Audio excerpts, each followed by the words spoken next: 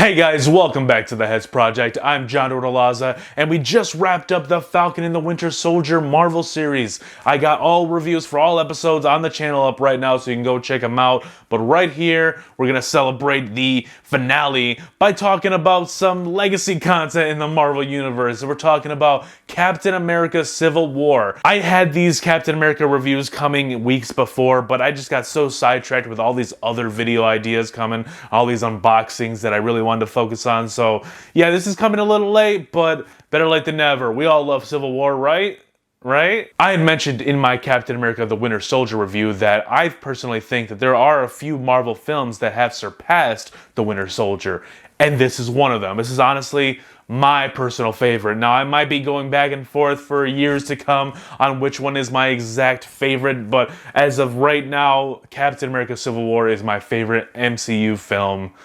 Yeah. The opening of this film is still really good. It's the spy thriller aspect from the Winter Soldier weaving its way and mixing with a film featuring a bunch of Avengers. We got pretty much all of them with the exception of Hulk and Thor, who are out doing their own thing in Thor Ragnarok, which we will cover in the lead up to Thor Love and Thunder. Just gotta give it some time, guys. Honestly, I think the Captain America Trilogy works really well, but if you're a non-sweaty nerd like me and some other people are, you might walk into this movie after watching the first Avenger and the Winter Soldier like, oh, okay, there's Cap, there's Falcon, oh, Bucky's here too, that's Wanda Maximoff. That was that girl that we saw the end credits scene of Winter Soldier. Oh, whoa, Iron Man, who's that? The War Machine? Ant-Man, Giant Man. I can see if you're outside of the Marvel bubble, outside of the Marvel Cinematic Universe, and you're not watching any of the other films and know that they're all connected, it can be kind of jarring to see all these characters that were never talked about or mentioned in the previous two Cap films. Two of the biggest positives still to this day, 5 years removed from the film,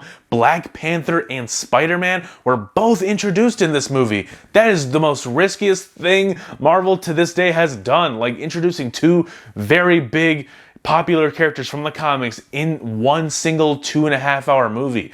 I personally think they pulled it off. They did a really good job. Again, I think non-fans will think bringing in Black Panther, Spider-Man, Ant-Man, and the Avengers was too much for a Captain America 3. I don't care. Shut up. Go watch Twilight or something. I want to talk about Steve Rogers and Tony Stark in this film. Their dynamic and their division is done so well in this film. As if there wasn't enough going on in the film already with the Sokovia Accords splitting everybody's opinions and beliefs on what they should do with their powers because they're beings, should they be regulated and whatnot. Baron freaking Zemo slides in and tries to create more chaos amongst the Sokovia Accords. Because he has a personal vendetta with his family being from Sokovia and being part of the casualties from the events of Avengers Age of Ultron, which I will be covering at a later date.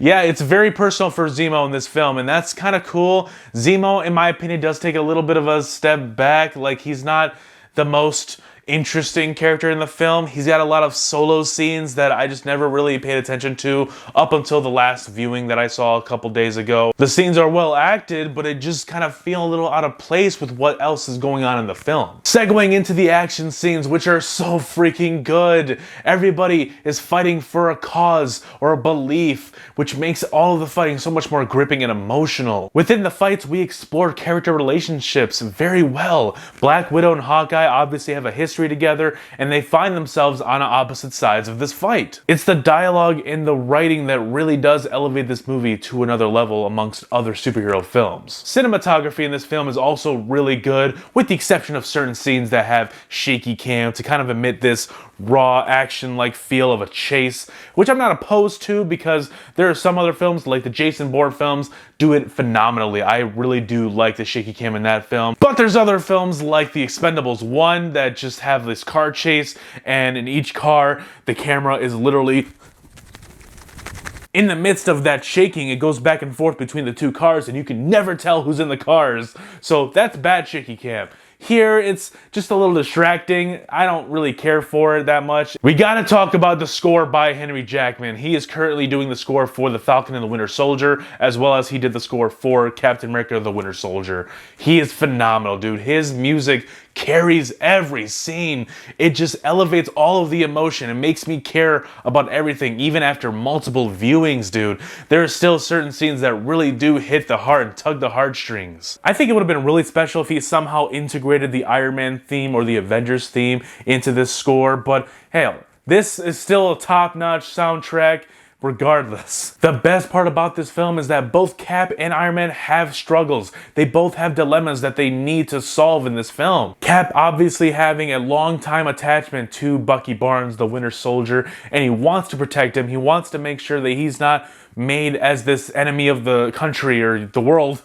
So he wants to keep him out of trouble. He wants to protect him. While at the same time, Tony Stark in this film is struggling with the guilt of what the Avengers have just let slip by them. All of the deaths and casualties from Sokovia, all of that piles up on Tony's subconscious, and it ultimately leads him to signing the Accords and agreeing with that side. How I see it is that these Sokovia Accords serve as like a net over the world to make sure that the Avengers themselves don't do something crazy, similar to what Tony's original plans were for Ultron before he became sentient and tried to take over the world. I know I'm jumping all over the place because I have a lot of bullet points that I want to touch upon in this review, but the whole pulling punches argument for the airport scene with all the Avengers, you know, Iron Man's team and Cap's team going at it, and they're pulling punches.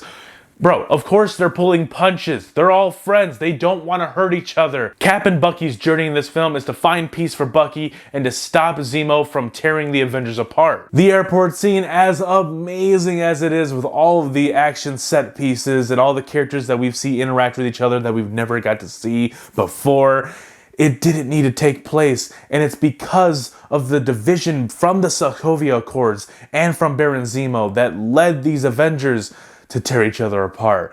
That is the most awesome thing in this movie. I love that aspect of the film. I know some people might think it's a step down from the Civil War graphic novel, but dude, I don't care. It's still really freaking good. I kept forgetting to say this in my first Avenger and Winter Soldier reviews, but the best theme coming out of the Cap trilogy is Steve Rogers going against the Authority to do what is morally right in his mind.